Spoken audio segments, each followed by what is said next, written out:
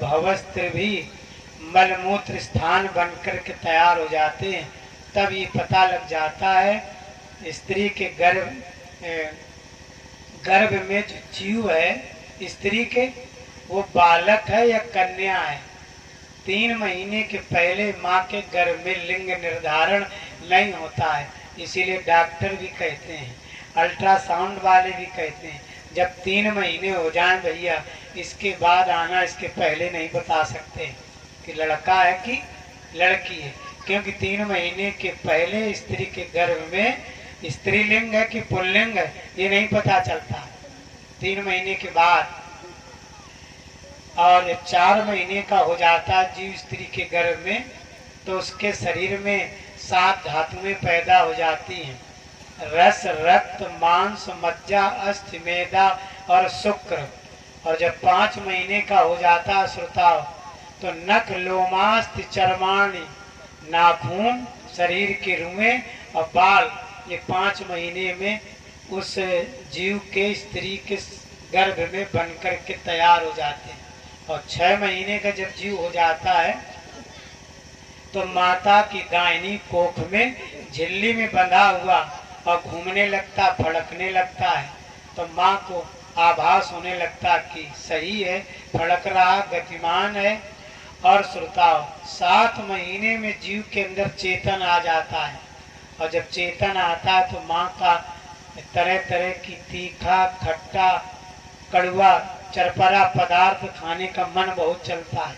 श्रोताओ जब बालक गर्भ में होता है, ये स्वयं भगवान कपिल कह रहे अपनी माँ से, माँ कटु अम्ल तीक्ष्ण रुक्ष विदाहिना, कड़वा, तीखा, खट्टा, चरपरा पदार्थ खाने का मन बहुत चलता है।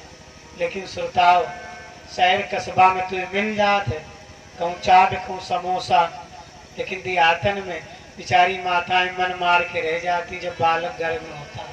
या तो घर में बना के पकौड़ी खाएं, और ना ही तो फिर कहाँ बाजार नहीं होती है, होती तो पतिदेव लावत नहीं। लगता हो तो सास अम्मा घरे बैठी देखती, अच्छा बहुरिया के लिए चाट लेके आए, चुप्पा कमरा में दही आए, हमारे लिए नहीं लाए।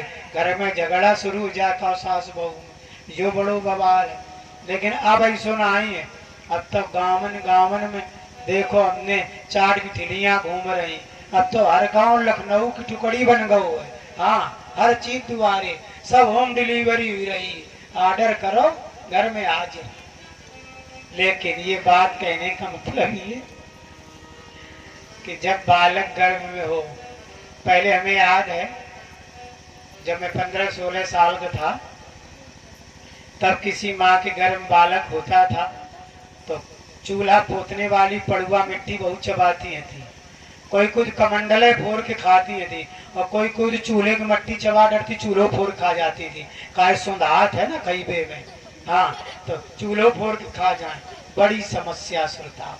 इसीलिए जो माताएं मिट्टी खाती थी, पीली मिट्टी, वो पांड रोगी उनके बालक पैदा होते थे, गर्भ से ही रोगी आते थे। इसलिए जब गर्भ में बालक हो तो सात्विक भोजन करना चाहिए, रामायण का पाठ करना चाहिए, तीर्थ यात्रा करनी चाहिए, हरि कथा सुनना चाहिए, सत्संग करना चाहिए और सदाचार का पालन करना चाहिए।